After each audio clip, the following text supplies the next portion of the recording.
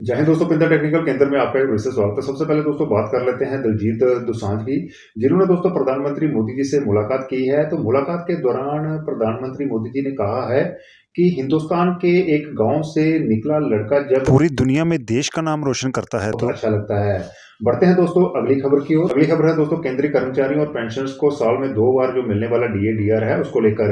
जैसा कि दोस्तों आप जानते हैं कि 2024 जुलाई में जो डीए डीआर की बढ़ोतरी हुई थी वो 3% की हुई थी, यानी कि 50% से बढ़ाकर उसको 53% कर दिया गया था। लेकिन दोस्तों अभी जो एआईसीपीए के जो आंकड़े सामने नजर आ रहे हैं ये दोस्तों लास्ट अक्टूबर महीने के हैं, यानी कि नवंबर और दिसंबर के जो आंकड़े हैं वो अभी सामने नहीं आए हैं। तो दोस्तों इन आंकड़ों को देखकर ऐसा लग रहा है कि इस बार भी दोस्तों जो डीए डीआर की बढ़ोतरी होने वाली है वो 3% की ही वृद्धि देखने को मिल सकती है। तो यहाँ पर दोस्तों 3% की जो संभावना है वो बन रही है, यानी कि आपका जो डीए है वो बढ़कर कितना हो जाएगा, 53% से 56% हो सकता है। तो दोस्तों बहुत ही जल्द दोस्तों केंद्र की तरफ से इसकी घोषणा की जा सकती है। तो बात करें अगर पिछले साल जनवरी महीने की, तो मार्च महीने में दोस्तों केंद्रीय कर्मचारियों और पेंशनर्स को डीए डीआर का दोस्तों जो बेनिफिट था वो दिया गया था। तो उसमें जो वृद्धि हुई थी वो 4% की हुई थी। तो यहाँ पर दोस्तों अभी जो संभावना बढ़ रही है ये 3% की बढ़ रही है। ये तो दोस्तों आने वाला वक्त बताएगा कि सरकार की तरफ से कितने परसेंट की जो अनाउंसमेंट है वो की जाती है। अगली खबर है दोस्तों सेना में रिफॉर्म्स को लेकर, जहां पर दोस्तों रक्षा मंत्रालय ने 2025 को दोस्तों भारतीय सेना के लिए सुधारों का जो वर्ष है वो घोषित कर दिया है। इसका मतलब है कि दोस्तों भारतीय सेना को और ज्यादा मजबूत बनाने के लिए स्वदेशी और एआई टेक्नोलॉजी का इस्तेमाल किया जा सकता है। तो दोस्तों बढ़ते हैं अगली खबर की ओर। चलिए दोस्तों डिसेबिलिटी पेंशन से संबंधित आपके कुछ कमेंट्स को पढ़ लेते हैं। सबसे दोस्तों जो पहला कमेंट है वो है दोस्तों अरुण जी का। ये लिखते हैं कि सर डिसेबिलिटी पेंशन 5% 7% मिल रही है, तो पहले जैसे राउंड अप नहीं होगा क्या पेंशन? तो यहाँ पर दोस्तों ये कह रहे हैं कि जैसे कि पहले जो डिसेबिलिटी की असेसमेंट 5% या 10% एट्रीब्यूटेबल या फिर एग्रेवेटेड केस में क्या है राउंड अप होकर 50% कर दी जाती थी, तो अभी होगी या नहीं होगी? तो दोस्तों ये इनवैलिड केस में अगर आपकी डिसेबिलिटी 5%, 10%, 20% यानी कि 20% से भी कम होगी, तभी भी दोस्तों राउंड अप होकर उसका जो बेनिफिट है वो 50% के रूप में आपको दिया जाएगा।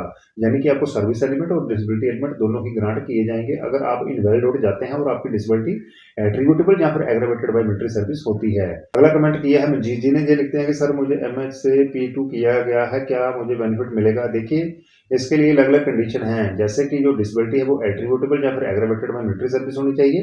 अगर आप अपनी पूरी सर्विस करके जाते हैं तो जो मिनिमम डिसेबिलिटी है वो 20% होनी चाहिए, तभी आपको इम्पेयरमेंट रिलीफ ग्रांट किया जाएगा। लेकिन अगर आपकी सर्विस का यानी कि आपके रैंक की सर्विस पूरी होने से पहले ही अगर आपको इनवैलिड कर दिया जाता है, उस केस में अगर आपकी 1% डिसेबिलिटी भी होगी तभी वो राउंड अप होकर कितनी हो जाएगी, 50% हो जाएगी। साथ में जो डिसेबिलिटी है वो एट्रीब्यूटेबल या फिर एग्रेवेटेड बाय मिलिट्री सर्विस होनी चाहिए।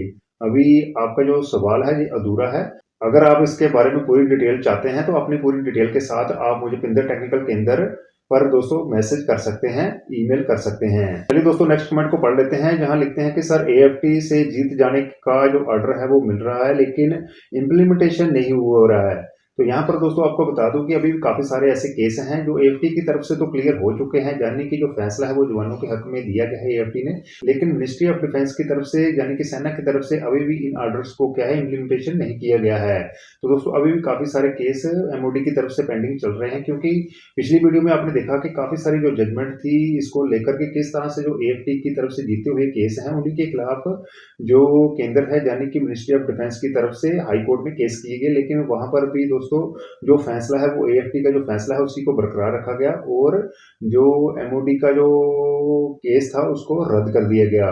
तो यहाँ पर दोस्तों जैसे ही इससे रिलेटेड कोई भी अपडेट आती है तो हम अपने चैनल के थ्रू आप तक जरूर पहुंचा देंगे। आप हमारी वीडियो को लाइक करें, चैनल को सब्सक्राइब करें, ताकि जैसे ही कोई नई अपडेट आती है उसका जो नोटिफिकेशन है आपको तुरंत मिल सके। मिलते हैं दोस्तों नई जानकारी के साथ नेक्स्ट वीडियो में। जय हिंद, जय भारत।